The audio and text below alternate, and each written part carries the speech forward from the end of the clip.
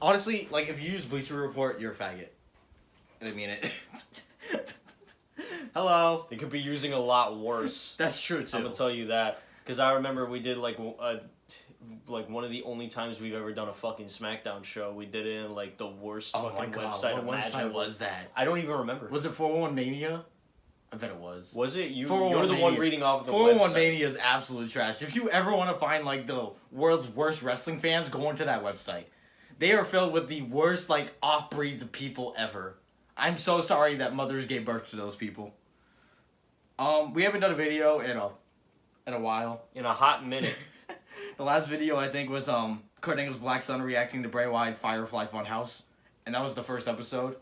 I think we're, like, on episode 3 of that now. I feel like that video was an accurate reaction to the general public. You know, I had people in the comment section of the video like, oh, you must not be a wrestling fan. You don't understand what's happening. Well, I put a casual fan reaction in the title. I literally... Casual fan reaction. I spelled it out for you people. I don't know. You must not watch wrestling. No fucking shit. Did you not read the title of the video before you started watching? Or did you just click a thumbnail of a reaction video like every other fucking person that feeds into the algorithm of That's YouTube? true. Kurt Angle's Black Sun got hurt and he'll never watch wrestling ever again because it scars him. So, We fucked it up for him. We fucked it. I want to say we're here to talk about Raw this week, but it's really not about Raw. I'm just going over the results so we can explain to you together why this show will never recover. Why WWE itself will never recover. Because it's at the point now where no matter what they do, they're never getting viewers back, they're never getting the ratings back. It's never going to happen. So, last week, they hit ratings lows. And I predicted this would happen for a long time. Monday Night Raw, guess what? Is half of Impact Wrestling's roster from 2016. Believe it or not. Lashley, EC3, Rockstar Spud, so many other countless Impact guys. Who else am I thinking of that was on Impact? There's a lot of people on there. AJ Styles. AJ Styles, Kurt Angle, 5. Angle. Well, I mean, Kurt Angle was Kurt Angle's originally retired-ish, WWE. but still. I'm gonna cut Kurt Angle off of that list because as long as he stayed in TNA, he didn't originate from TNA. Sure. We'll take that. I'm almost positive Dixie Carter's running the show. I don't have any factual evidence to support that, but, I mean... Maybe it's Vince Russo now, bro. Bro, you gotta do an invasion angle, bro, with the NXT Bro, you gotta guys, give these people character again, bro. You gotta show them, some shit, bro.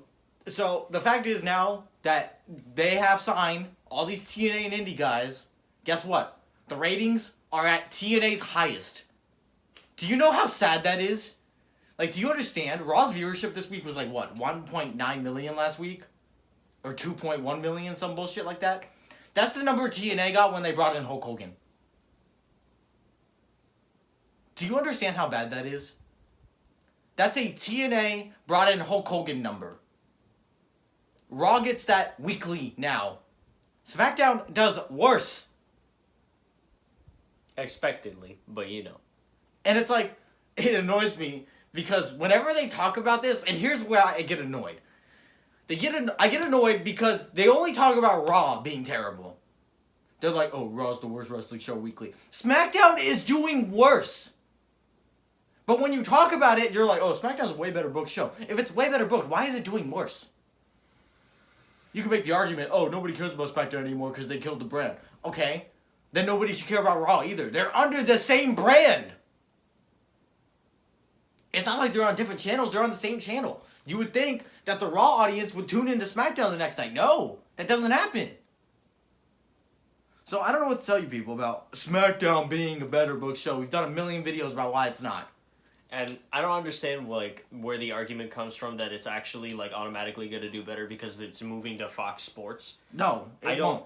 I don't think shit will really help all that much. It may have a slight increase. It will do better numbers. for a week or two. Yeah, for about a week or two because, you know, people who are watching Fox are just going to be like, "Oh, fuck is this? Wrestling is back?" But what you have to understand is they'll be doing better for a week or two because they're going to be bringing in guys like Eminem.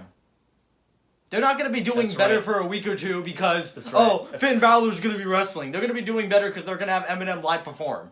They're gonna have that sweet ass Fox money to like fucking exploit so many celebrities to try to get their numbers up in any way that The they first can. SmackDown Live of the year on Fox is gonna be called like Slim Shady SmackDown or some bullshit. Oh my god. Yo, welcome to the Slim Shady Down, hosted by Eminem. I want to see Eminem punch someone so fucking bad. I want to see Eminem beat up the whole roster. I want Eminem to end all of them.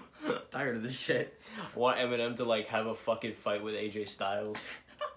So we're gonna play a game here on this Raw review. Wait, he's on Raw now. Fuck, my dream is ruined. we're gonna play a game here tonight. We're gonna call this game Draw or Nah. We're gonna talk about all these segments, and we're gonna explain to you whether it's drawing or it's not drawing. Hint: all of these segments are Most likely not drawing. All of these that's not a prediction. It's a spoiler. Shout out to Paul Heyman. Segment 1. Roman Reigns kicks off Raw. Roman Reigns came out. He said, Roman Reigns. He said, believe that. Vince McMahon came out. Vince McMahon said, "You're not supposed to be here." Yeah, No. You know that's what he would say if they were to keep it fucking consistent. No. But there's no consistency from here on out because they just threw that shit out the window. Especially after the fact that I heard the worst fucking line that I've ever heard Michael Cole ever say on commentary since he got fucking hired in WWF. He fucking said, "It's Monday Night Yard." No, he did not. He came out, Roman Reigns came out, and I heard Monday Night Yard, and I wanted to kill myself. I'm just imagining if The Undertaker came out every Monday night and he was like, it's Monday Night Yard! Oh man, Undertaker wouldn't have a career right now. Oh man, that's Monday terrible. Night Graveyard! That's so bad. So, I don't know. Daniel Bryan came out, he said, I like vegan burgers. And then Kofi Kingston came out and clapped his hands while throwing pancakes out, because that's what a WWE champion does. He said, well, I like McDonald's. Yeah. This segment must have been very exciting. Daniel Bryan was so fucking offended that he was like, I'm gonna make you vacate your championship because I'm gonna break your fucking legs with my kicks. This segment led to Vince McMahon announcing the wild card rule, which I'm not gonna lie to you, I hate how people are acting like this rule doesn't make sense. Honestly, if you're thinking too hard about the wild card rule, you're not a wrestling fan. You're a delinquent. It should not be something you put this much thought into. Oh, but why are there this many guys when Vince only said 3? It's literally their excuse to have SmackDown guys on Raw and Raw guys on SmackDown. That's it. All you have to know is that the brand split's over. That's all you have to know. They're not saying that. They didn't say that directly, but that's what this means. It's not hard to figure out, folks. It means that the brand split actually doesn't fucking matter anymore. And there will be rivalry is there anymore? There will be some weeks where they try to act like you showed up to Raw when there was already 3 guys here. So you're going to have to be suspended. In fact, I think that's going to happen next week with The Miz. But I could be wrong. Already? What the fuck? Yeah, because on SmackDown, I read they had the Usos show up. They had, not Kofi Kingston, AJ Styles show up, Sami Zayn show up, and The Miz show up. If you count the Usos, that's 2 different people. That's 5. I bet AJ Styles came in like, this is the place that AJ Styles built. Yeah. And that was the only thing that he did to get a cheap pop out of the crowd. I guess Miz attacked Shane McMahon because that feud's still happening. So I bet on Raw on Monday they're going to be like, Miz, you showed up to SmackDown without my permission and you're going to be suspended. Oh, yikes. And it's going to be a very exciting storyline to extend the feud. High stakes. Oh my god, suspension. So, do we think this segment with Vince McMahon drew? Sad reality is yes, because Vince McMahon was in it. Yeah, only because Vince was Only because Vince McMahon was in it. To kick off the show, this is probably the best way you could have done it. Exactly.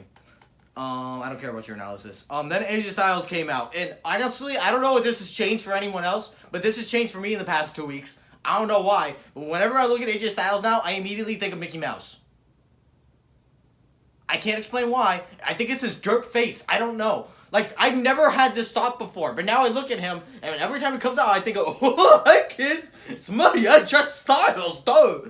I always think of him, and I think it's his gloves, too, his dumbass big black Mickey Mouse gloves. Get the fuck out of here, AJ Styles. So, AJ Styles said, why are you bringing SmackDown guys to the show? Why are you bringing SmackDown guys to my show? Even though he's only been on Raw for, 2 weeks now. He has no right to call it. He was literally on. He hasn't really done anything. He was on literally the show. on SmackDown 2 weeks ago. That makes no fucking sense. So it makes about as much sense as a lot of the shit on the show. Exactly. Wait, they give these shits grades? Yeah, this is his analysis. Ooh, tag team partners who hate each other. Was Vince Russo booking Monday Night Show? This happens every week. Now you're fucking saying it's Russo? They do this shit every week. Oh, they hate each other. Let's make them team up. That happens every week. Why are you accusing Vince Russo of that now? Fucking get out of here. Seth Rollins basically came out. He said, and then they teamed up and they fought. Who did they fight? Fucking, I don't know. I can find out. I have the results right here. You know what? It probably was local competitors. Tommy Face and Bobby Lashley. So local competitors. Okay, so do you think this segment drew? No. Absolutely fucking not. Because nobody on planet Earth wants to see Seth Rollins and AJ Styles versus Tommy Face and Bobby Lashley. First of all, you have Tommy Face in the segment. Which I was about to say an automatic ratings kill. Yeah, automatic ratings drop when you see Baron Corbin's name on it. Because first of all, casual fans are like, who the fuck is that? Yes. Second of all, when they see him, it's just like, who the fuck plucked a fucking, like, a regular ass employee trying to hold the cameras from the back to wrestle? Like, who did that shit? The only good star power in this whole segment was Bobby Lashley. And that's because he teamed up with Donald Trump. Let that sink in. That's the only reason why people know Bobby Lashley. His awful ass ECW championship reign too. Oh my god. It was back when like ECW was just turning into shit anyway. Exactly. Mm-hmm. So Bobby Lashley's career, in my opinion, was kind of fucked from the start. There's no redeeming this man. Well, his career was actually, I'm not going to lie, he was actually really good in Impact, but that's because they knew how to book him. They booked him as Lashley should be booked. He should be winning all the fucking titles, because look at him. He's fucking Lashley. Now he's teaming up with Little Bill, who's getting in trouble because he's bringing his grandmother to shows or some bullshit. And now he has nowhere to go because he doesn't have a manager. He just stands there. Leo Rush is Rush is the equivalent of like a fucking spoiled high school kid who's coming up with a fucking car that his dad bought him, and fucking screaming about like, I should be able to do this and that because I'm a WWE superstar now. He's the and equivalent. Everybody's telling him no, you're fucking retarded. He's the equivalent of Chris's brother from Everybody Hates Chris. That's who Leo Rush is. But you see, the thing is, Chris's brother actually has everything go in his favor. Everybody's That's like, true. Reality is hitting Leo Rush, and Right, everybody's like telling him, no, you're fucking stupid. Well, I was going to say the original Chris, but the thing is, Chris wasn't such a bitch. Chris wasn't as much of a bitch. Leo Rush is just a bitch. Sami Zayn came out. Guess what Sami Zayn did? I hate you all! No! This happened for the 4th week in a row. Does anyone find this exciting? The thing is, when he debuted this gimmick for the first week, I was like, oh, hell yeah, I like that concept, actually. He's fucking telling you, Smarks, that you're fucking lifeless. I fucking hated it. It was so dumb. He was telling Smarks that, like, they're fucking lifeless, and it's like, I figured out my life. I'm all good now. You guys, you're still in the fucking gutter. And you know what? I like the concept of that. But, you know, the thing is that after that, they fucking made it completely plummet. Especially with the fact that the commentators, like, talk over him. I for gave no up fucking on reason. I fucking hated the commentary of this episode so much because no matter what shit concept they tried to throw out on the screen, Renee and Corey couldn't shut the fuck up! I was about to bring that up. I love how Sami Zayn came out and started talking and Renee was like, somebody needs to shut him up! Like, in the middle of Sami Zayn talking. Yeah, you're doing it perfectly fine, Renee. I think you're doing it more successfully than fucking anybody who's interrupted Elias in his entire career. I think somebody needs to shut Sammy up, eh? And Corey's just adding to it by Corey being Graves like, is the worst announcer ever. I'm sorry. Who likes this guy? Corey's adding to it because he's just so like, listen, Renee, just listen, let them talk. Bro, shut the fuck up. You're adding to it and you're not shutting up yourself. Corey Graves is literally a wannabe Jerry Lawler, except he'll never be Jerry. He won't be Jerry. He'll never be Jerry. Who the fuck? He's a wannabe Jerry. Like, literally, if you think about it, he literally idolizes Jerry Lawler and tries to be like him every week. But except Jerry isn't a faggot. Corey Graves is. So that's not going to change. You want to be Jerry Lawler, Corey? Just shut up and scream about Mountain Dew. Exactly. I think awesome. we'll all be good. I think we'll all be good if you start doing Diet Dew. Ah! So Sami Zayn came out, ran his mouth. Nobody reacted because nobody wants to react to Sami Zayn. Braun Strowman came out. He said, hey, and he picked him up and threw him in a dumpster. And we're supposed to believe Sami Zayn's dead. Sami Zayn's career is dead. Did we? His career is dead. Did this draw? No. Because guess what? Nobody on planet Earth reacted. The whole crowd was sitting on their hands during all of this. Do you know how bad that is? Braun Strowman threw a literal man into a dumpster and basically killed him, and nobody cared. You know what amazes me? I went back and watched an episode of Raw in 2013 when Ryback was the big guy. Yeah, the big guy. That's a great character. The big guy. The big guy. Go on, keep saying. Fuck it. I went back and watched an episode of Raw in 2013 where Ryback was on top of the fucking world and John Cena was essentially passing down the torch to Ryback. I remember when Ryback coming out and fucking like meat hooking people would actually get like such a big pop out of the crowd to a point where people would just be like high schoolers at a fucking pep rally just stomping their feet. Yeah. Like you could hear stomping of feet throughout the bleachers of the entire arena. And I was like, you know why that is? 2013 can get a reaction out of that. Well, you know why that is? It's because in 2013, well, every year before 2013, that's when they cared about superstar appearance. Ryback looked like a superstar. Ryback had everything going for him. He had his catchphrase. He had a singlet that was different. He knew. He understood like the business. Yeah. Well, he looked like Goldberg, sure. But he understood the business. Like, literally, if you talk to Ryback in, like, interviews, if you, like, see what he says, he's like, the fact is that wrestling is supposed to be like a cartoon. You're supposed to have a larger-than-life character. You're supposed to be different. You're supposed to be out there. That's what draws. Nowadays, this is the best thing I can say about it. Let's say if I went up to you and I was like, can you tell me what wrestler says you can't see me? You would say John Cena. If I went up to you and I said, can you tell me which wrestler says, I'll wrestle all over the world? Can you tell me who says that? Because all of them say it. There's no defined character anymore in WWE. They don't make that anymore. They just have guys in tights who wrestle. That's not exciting. That's exactly why AEW is not going to do good either. AEW, what did I read about them this week that I was like, oh my god. Oh, the Cody Rhodes promo on Goldust. Where he was like, I'm going to kill the Attitude Era. That's right. Fucking Goldust is part of this shit now, too. I love how Cody Rhodes claims that he's going to make his company and it's not going to be anything like WWE, yet he's using WWE to further his storylines. Oh, Goldust, you're from the Attitude Era. I'm going to kill the Attitude Era. We're going to show you that wrestling is what matters. Imagine if, like, Vince came out and he was like, oh, the Attitude Era's dead. Can you not do that? That's so cringy. Like, that's literally something that someone online would say. Cody Rhodes literally took his, like, whole promo from a guy in the comment section on YouTube. Meanwhile, people, like, the funny thing to me is that people keep saying, like, oh, the Attitude Era is dead. Don't talk about the fucking Attitude Era anymore. But at the same time, that's all everybody talks can about. Ever fucking talk about. Yes! Everybody wants to talk about wrestling at its peak. They talk about the Attitude Era. Well, that's because when it was at its peak. No exactly. Shit. No shit. The Lucha House Party defeated unknown opponents. Did this draw? Unknown opponents. Maybe, you know what? I'll give them credit. The Lucha House Party got a bigger reaction than Sami Zayn did. That's kind of sad, I know. But at least the Lucha House Party appeals to little kids. Because they do, duh! And the kids are like, I can be autistic too! Duh! So I guess if you're Hispanic or a little retard, you love this. And I'm Hispanic. I don't even. So I guess you love this. I don't. What the fuck are you talking about? I guess you love.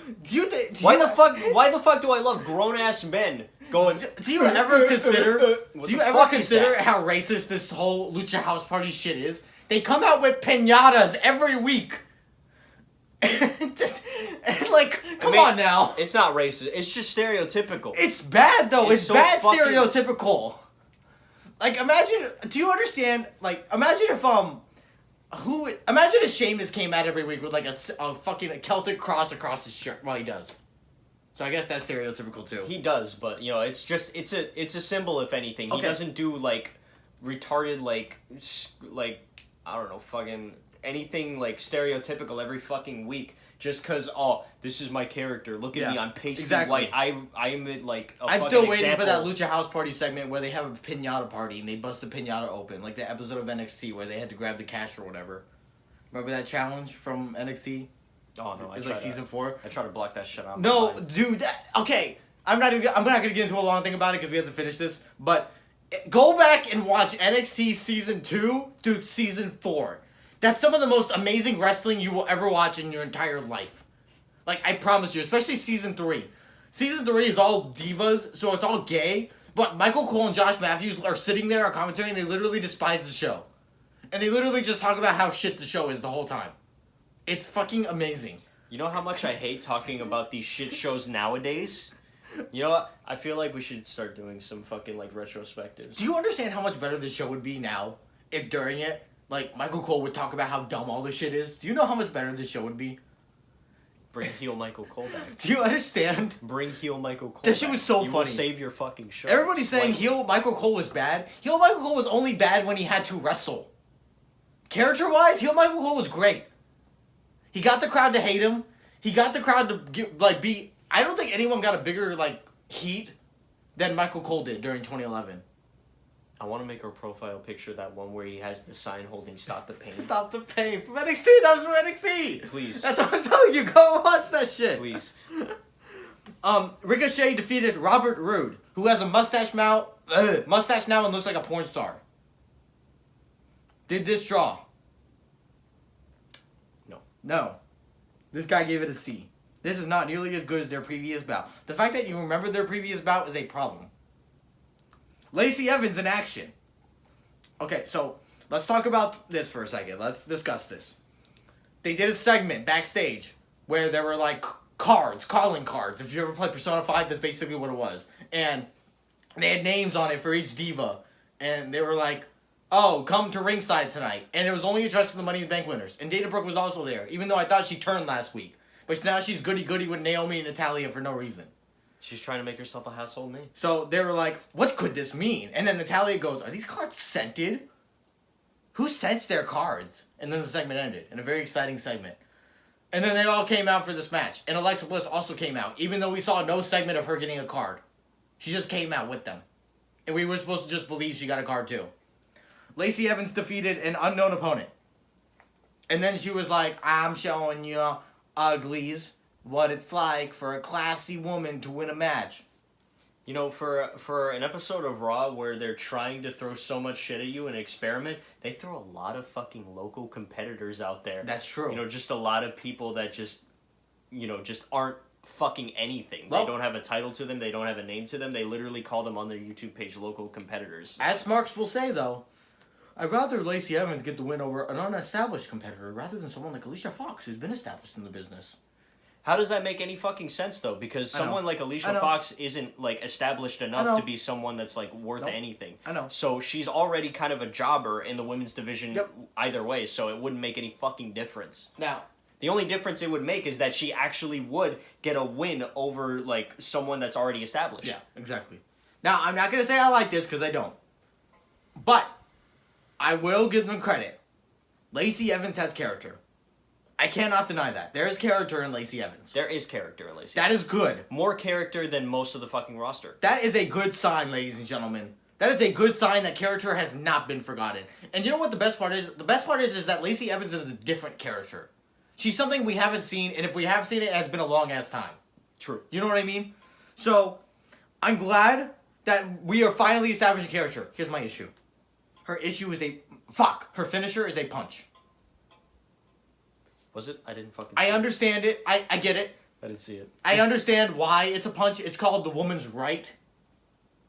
Oh, you mean like that one? Yes. Fucking, okay. So I understand, but think about this.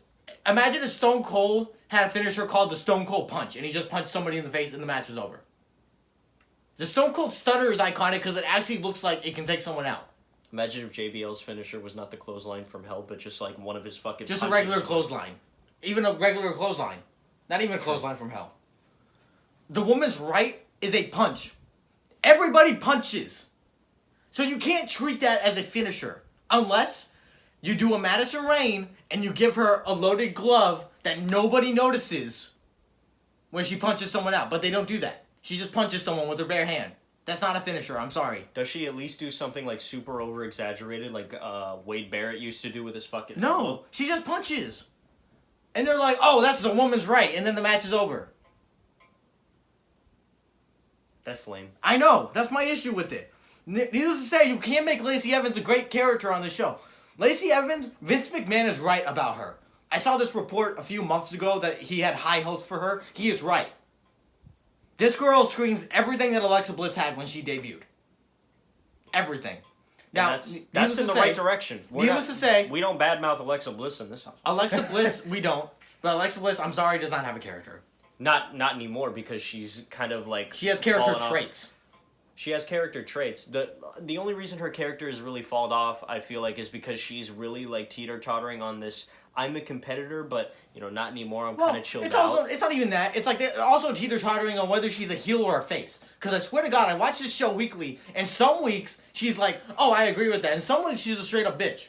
I feel like that's because the company doesn't know what the fuck to do with it. I guess not. Because everybody cheers her either way. I guess so.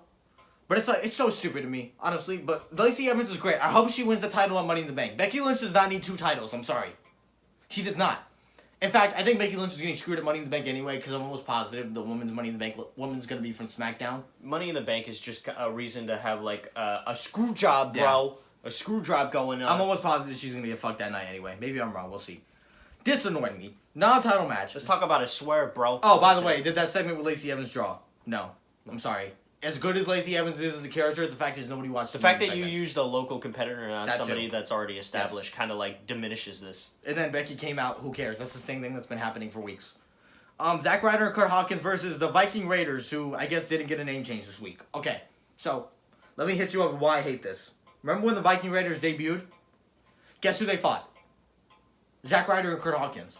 You know who they beat? Zack Ryder and Kurt Hawkins. Then the week after, they ignored that. Acted like it never happened. Then this week, they do this match again. The Viking Raiders win, and Michael Cole goes, "Oh, they just pinned the champions!" Is there nobody who watches these shows? This happened 2 weeks ago! Do your commentators even pay attention to the shows? This happened 2 weeks ago! Like, do you know how annoyed I am? This literally happened 2 weeks ago. Not a month ago, 2 weeks.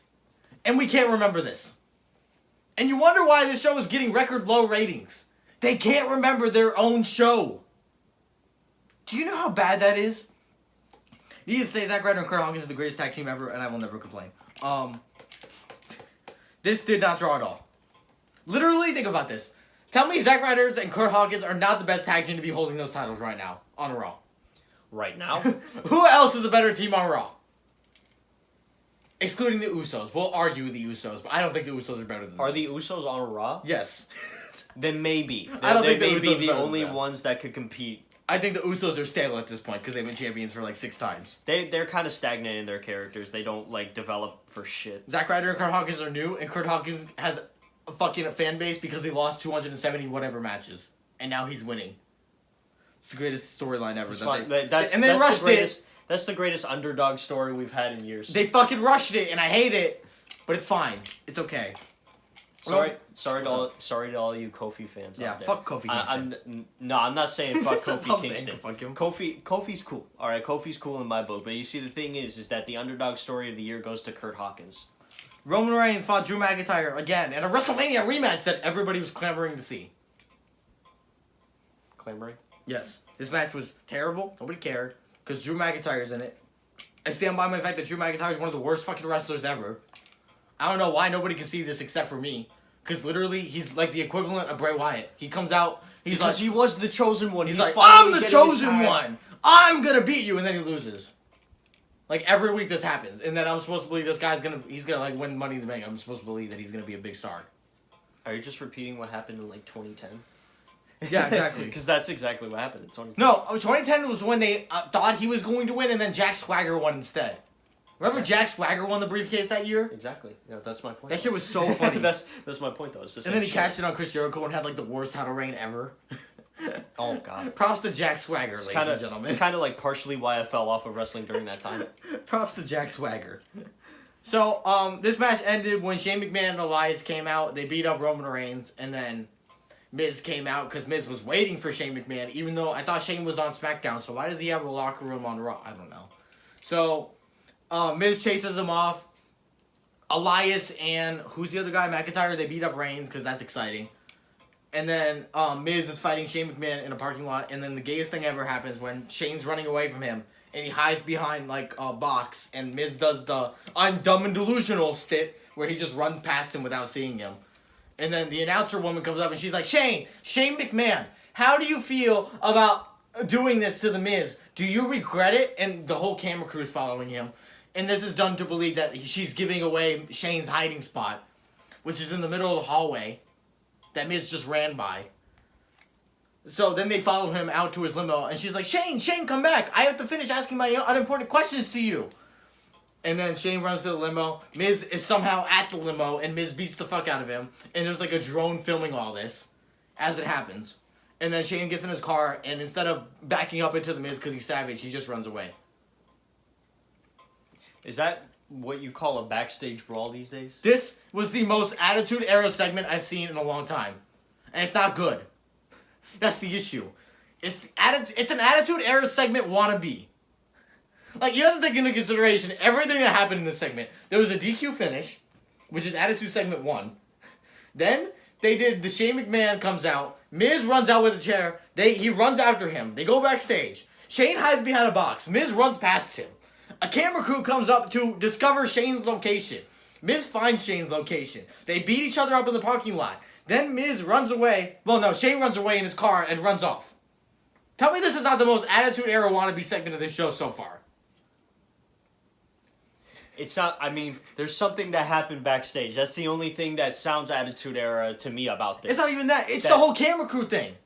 Because they zoomed out to show you the whole camera crew, including like the mic person and everyone else that was there. And it was supposed to be done to show you that, oh, these people are giving away Shane's hiding spot. You know how dumb that is? Do you know how stupid that is? Whatever. So, this person gave this segment a C. Do you think this is true? No. No. Carl Anderson and Luke Gallows versus the Revival. This is when the Usos came out. And the Usos brought out their Usi Hot. Spoiler alert, this did not draw. As a matter of fact, this made people turn off their fucking TVs. Now, here's my problem with this. I'm more mad that people are complaining about this because of what they're doing to the Revival. You should know by now the Revival are jokes. They have been jokes. They've always been jokes. They never were to be taken seriously. They won the titles like what, one time? Yeah, that's because and they beat the B team. I feel like that's because they won against the B team. Who the fuck wouldn't win against the B team? Come on now. After the only reason the B team had the titles was what? They're convenient like fucking fluke titles. And then my other issue with this is everyone who's like, oh, they're just punishing the Revival because they don't want them to be successful. No, it's because Vince McMahon is backstage and he sees two goofballs and he's like, ha! I can make a funny segment out of this! And that's what he did. Was this funny? No. This was fucking retarded. I have no idea what happened. Apparently they used the Usi Hot on their tights, which I question if that makes the Usos gay or not. It probably does. And it made them get the hot feeling during their match, I guess specifically. And then they started like, ugh! They were trying to cool themselves down. And then they went up to the Usos with a water bottle, and they said, here, this will help. And then they put it into their fucking tights. And the Usos were like, you're not supposed to pour it onto your little oos. You're supposed to drink it.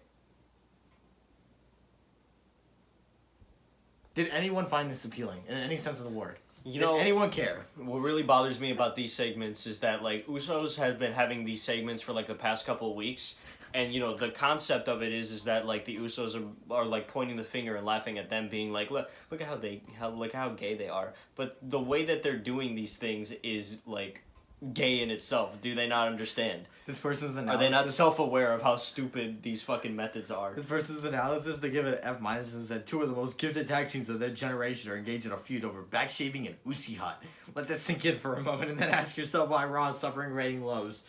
Which, needless to say, the Revival, gifted tag team of their generation, get the fuck out of here. The Usos all argue. Okay, fine. Okay. Maybe they are. But the Revival, no, get the fuck out of here. Lars Sullivan then came out, and he beat up No Way Jose, who I guess was just booked to dance for a segment. Because, No Way Jose had no opponent. He literally just came out dancing, and then Lars Sullivan came up and beat the shit out of him. We're going back to square one with those Braun Strowman squash matches. This person gave this segment an A! So wait a minute. So you liked this segment, but you hated the Usi Hot segment. This is the same shit! No Way Jose came out dancing! Are you... Whatever. Lars Sullivan's also an ugly little retard. He looks like a gnome. He looks like a garden gnome. He looks like... Remember that episode of Phineas and Ferb where Dr. Doofenshmirtz talks about how he had to be a garden gnome? That's what Lars Sullivan looks like. Tell me that's not what he looks like. Tell me right now. That's what he looks like. My parents put me outside the door to So, Lars Sullivan was already like someone who didn't look like he was to be taken seriously as much as they want to. I just ruined him for you. You're welcome. No, he was already ruined from the start because WWE gave him to me and told me I was supposed to take him seriously. That was already a failure from fucking putting his foot in my front door in the first place. And now,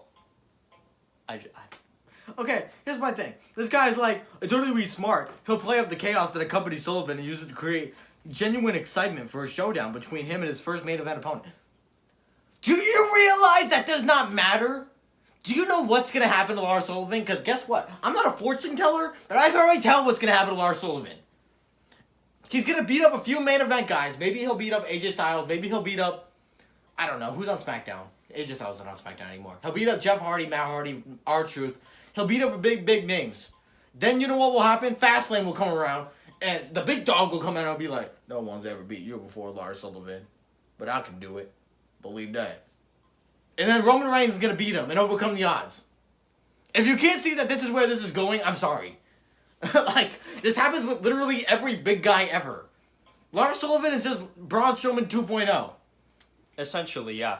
Because now it's just going to be like a match against Roman Reigns to be like #1 contender for like the Universal title or something. That, or they're going to make it even worse and they're going to have a guy like Kofi Kingston beat him. I'm giving credit to Roman Reigns because at least it's believable that Reigns can beat him. But imagine the possibility of someone like Kofi Kingston goes over. Oh, I beat Lars Sullivan. Oh. Main event match: Kofi Kingston versus Daniel Bryan, WWE Championship. SmackDown main event at Raw this week. That's essentially what it was. Look, this person gave the grade a B+. Doesn't belong on this fucking Exactly. show. It doesn't belong on this fucking show. I could care less about what you fucking say to me about the wild card shit. I hate when they do title matches, but you already know the outcome. They were like, oh, Kofi Kingston's going to defend the title tonight against Daniel Bryan. Well, guess what, dipshit? I already know Kofi Kingston's booked in a title match at the pay-per-view. So I know he's going to win. What's the point of hooking a title match if you already know that the champion's going to retain?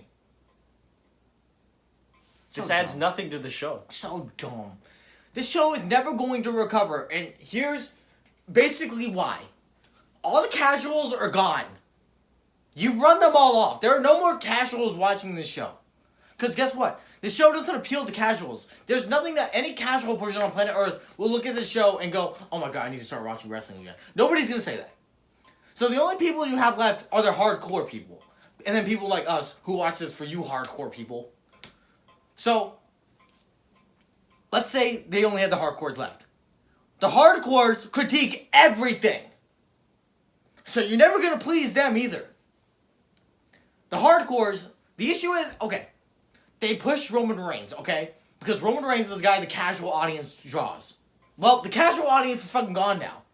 So the only people left are the people who don't like Roman Reigns, the hardcores. So you basically spent all these years pushing a guy who's going to be despised no matter what he does, no matter what. I got leukemia, it doesn't matter. Doesn't matter. He came back, got pushed to the moon with a segment of Vince McMahon, and everybody's just like, oh, that's V-Mac is trying to push him again. They don't like that. They haven't retained the audience that Roman Reigns appeals to. That audience is gone. The reason why Roman Reigns does so many Make-A-Wish stuff and so many fucking like NBC and USA and news appearances, that's because he's a big star. Well, guess what? No casual is watching for big stars anymore in WWE because there's no point in doing it. There's no entertaining storylines or good feuds to make you want to watch. There's just good wrestling, which only hardcore people like. That's why they watch NXT. So the fact is, there's nothing they can do at this point to save the show. I don't care who they bring back. They can bring back Goldberg. They can bring back CM Punk. They can bring back anybody they want. It will not make a difference. It will not make a difference. Which, how much would it help if they brought back CM Punk anyway? He's the one who's advocating for this kind of pushing talent since fucking... They may get a boost for 1 week. But after that, it's over. Because guess what? CM Punk is not a... I'm not going to lie. CM Punk is probably a bigger star than half of the roster is. But he's not fucking Brock Lesnar, okay? He's just not. I'm sorry if that makes you fucking hate me. But he's not Brock Lesnar. Brock Lesnar will always... Brock Lesnar helps sell... the biggest selling UFC pay-per-view in history. It's just facts. CM Punk will never be Brock Lesnar. And that's why he's so jealous about her. I'll never be Brock Lesnar's daughter. Fact is, this show's never recovering. It's not happening. There's nothing that can save this show at this point. No matter what you do. Doesn't matter if you book good storylines, if you book good angles, if you book good characters for once. No casuals watching anymore. So the only thing people are left watching for is good wrestling. And you are stuck in this mindset now where you have to appeal to a casual audience because you have kids who are watching your show. And kids don't watch the show for good wrestling. There's no 10-year-old on planet Earth who's like, I watch Raw to see AJ Styles and Sami Zayn on the mat. Nobody says that. So there's no hope for this show. That's the lesson to be learned, folks. Do you have any final thoughts?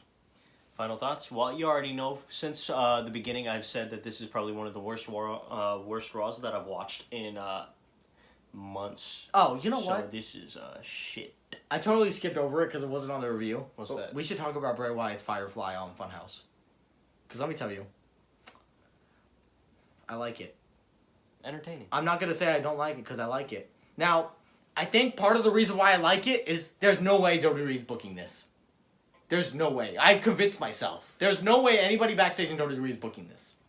So I think it's a hybrid. I think it's a hybrid of Bray Wyatt's mind and Matt Hardy's mind. And they're coming together for this. Because if you watch these shits weekly, they all have these inside clues to follow of what's going to happen next week.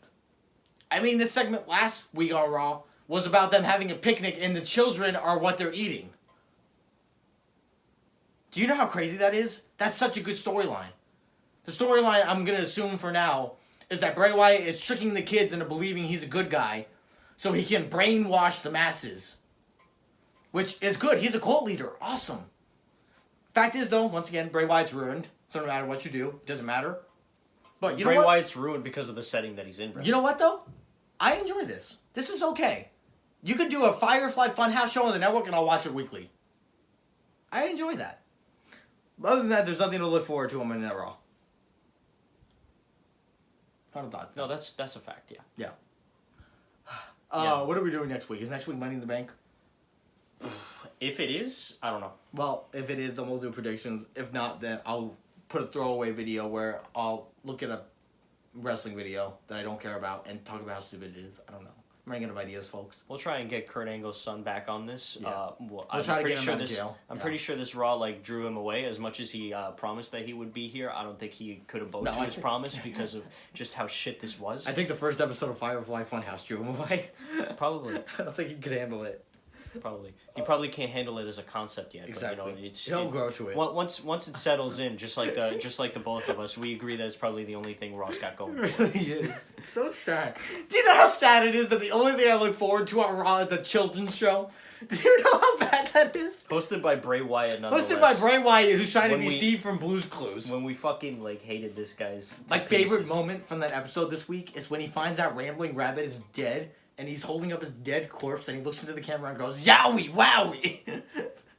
Yowie wowie. That's a highlight of the show. It really is. I'm gonna put that as the opening. Just Bray Wyatt fucking yowie, wowie. It's like the show. I hate it. Real wrestling is gone.